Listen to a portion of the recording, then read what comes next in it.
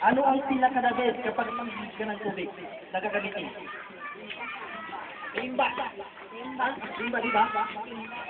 Okay. Kapag insalot mo yan sa dagat, marami ang nakukuha.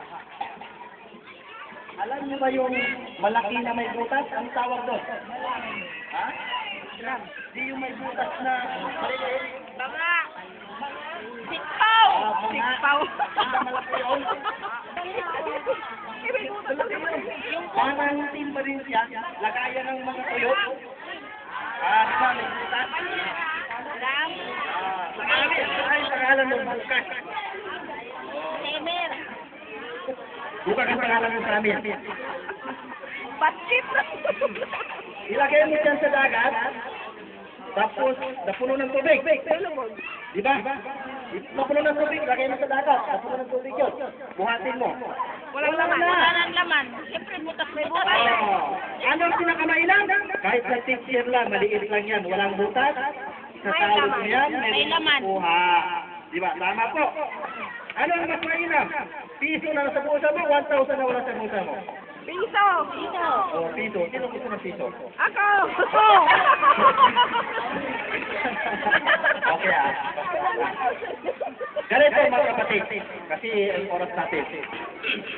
Sino ikaw na ang lumikha ng Allah na tao sa mundo? Adan! Ito daw. Sabihin mo na. Si Adan! Sinanay. Okay. Ikaw na ang tao. Si Eva, si Adan. Ikaw nanay. Sino pa? Sino? Si Eva at si Adan. Sino makakasagot? Bibigyan ko nito. Sa mga lalaki. Si Kaim! Dito, tatay. Tatay, ang tanong ko, sinong kauna-unahan limikha ng Diyos na tao sa mundo? Ha? Si Kaim. Ito. Si Adan! Panda. Si Adan! Sino? Babi yung ano, yung tatay na unang likay. Hindi yung tatay.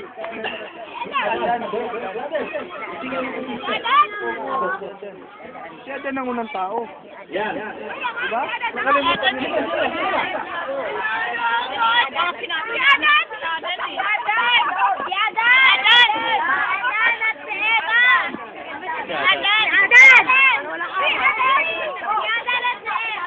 Dati lang sa kanya.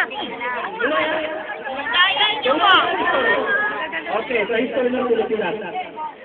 Pero, kahit minsan, hindi siya pinatawag na Diyos. Wala siyang ina, wala kami. Walang naman tatay. si Kuya. Walang tatay, walang ina. Walang anak. Ano ang pagkagawa kay Adan? Ano Perfect. ginamit ng Diyos? Bakit nalikha si Adan? Putek! Ginawang putek! Putek pala! Putik? Madali mo, sana yung ano? Tama naman ako! Stop na dyan ha, wala mo naman magbigay yan. Wala mo magbigay ako. Ano kaya yun? Kaya, ang tao, kahit gaano ka puti ang balat, sino mas maputi dito? Sino ang maputi? Damit lang ang puti! Wala ang puti dito.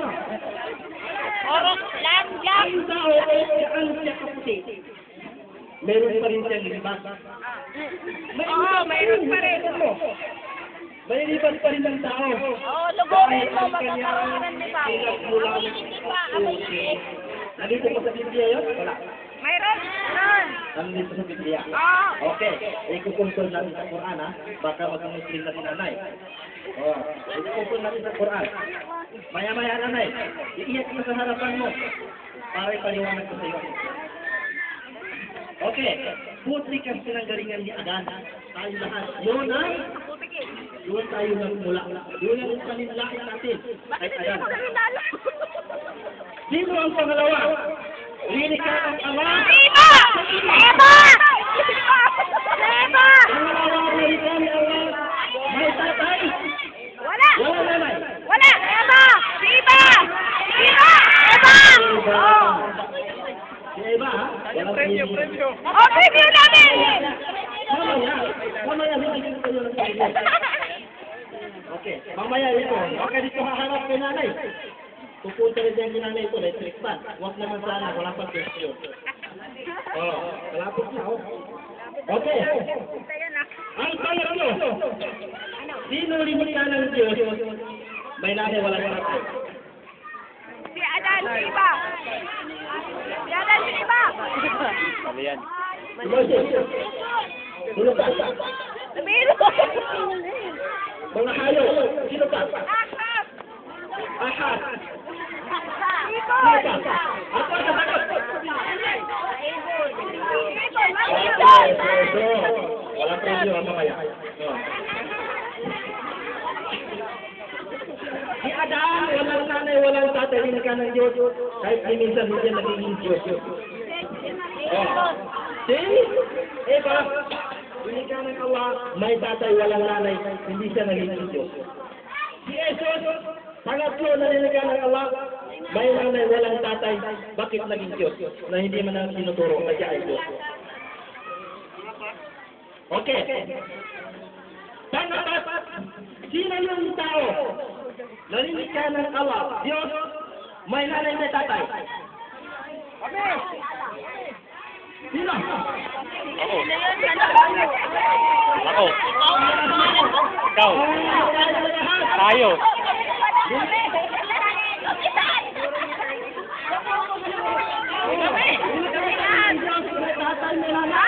Tayo.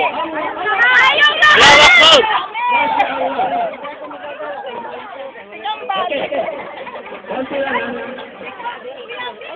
Magkakaroon na silang ano yung stream. Sa mga Muslim, bakit narinig natin ang mga Muslim na mamatay sa mga premyo. Pero hindi lahat ng Muslim. Sabihin mo ngayon ay kuya kung sino may anak na kambaldaling. Ay, wala kang Wag sisigman sa mga Muslim, meron ganito sa ulo. O meron ganito. Tinatawag nila parang kambing daw. kambing. Gote daw. Muslim, Bigote. hindi matatawag na Muslim na ang tagatinda ng syempre, tagatinda ng maniwala, tagatinda ng mga alala, mamamatay tao, maninigla. Hindi matatawag na Muslim yan. Bagkas, matatawag sila sa kanilang mga tribo. Sila ay Maranan, sila ay Maguindanao, sila ay Iranon, sila ay Tausok, sila ay Yakan, lahat. Matatawag sila sa kanilang mga tribo. Ano ang kahulugan ng Muslim? Tumututo, tumatalima, inuutos ng Allah, inuutos ng Diyos. Paano ang matatawag? Paano ang hahangaan ang pantao na sinabi niya sa sarili niya na siya ay Muslim? Nakikita mo sa kanya na pinagbabawal ng Allah, pinagbabawal ng Diyos na ginagawa niya. Paano ang hahangaan ng tao na gano'n? Pero hindi siya matatawag ng Muslim. Dahil mismo ang Allah lumikha sa kanya ay kanyang sinusuway. Ganon po yun, kasinti para maunawaan natin yung mga Muslim. Ano bang sinasabi na salam? Kanina sinasabi ko, salamu alaikum. Ano ka humakan na salamu alaikum? Sino yung mga... Ako sino ko magkasira, wala kasama yung mga Muslim. Okay. Bibigyan ka ng ano, dito. Diba? Kumusta ka? Ano ang kahulugan ng assalamu alaikum? Magandang araw. Magandang araw yun. Sinabi kasi sa akin yan ni Carlo eh. Nakalimutan lang. Magandang araw! Magandang araw! Magandang araw! Ay, kamusta ka? Kumusta ka eh? Thank you. Ano yun? Kumusta ka? Okay. Ito bro, makatama sa kayapaan. Okay. Lumayo ano ang kayapaan? Assalamualaikum.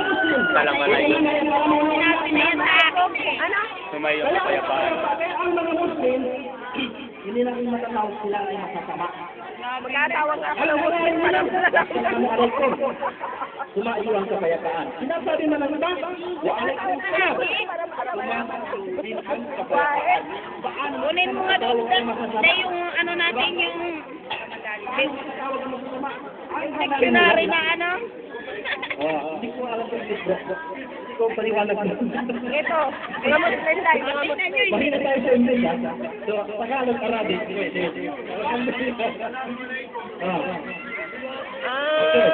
Ganun ba? Yan, na translation ng English. Pasensya na po. Alam ko lang. Yun ang pangalan ng Muslim. Kapayapaan. Kunin mo yung dictionary na Ulang kasalawalang Assalamualaikum. Kapayapaan. Dahil kanina, nabanggit na natin yung mga dyan. Nakabakulod kami. Ano yung tinatawag na Quran? Ang Quran, yung Quran, may salitang Arabic. Pinadala kay Propeta, sino? Muhammad sallallahu alaihi wasallam. Ito yung Arabic. Ay, oo. Yung mga ano, oh. Ito yung Arabic, ha? Mamaya may preview ko. Yan o, talaga lang sa tandaan mo. Ito yung Arabic. Translation na. Okay. Ayan ang Tagalog. Nandyan ang Arabic, nandyan ang Tagalog. Yan ang Arabic. Matagal na naman sa Propeta Muhammad sallallahu alaihi wasallam, nanatili pa rin ang sulat ng Arabic. Bakit ang mga balipat-balipat o mga Muslim, marunong sila magbasa ng Arabic? Pinasikapan nila yung buwak ng Arabic dahil yan ang sila. Ginagamit nila sa pagkakasal sa Diyos. Kasi alam sa mga wakala.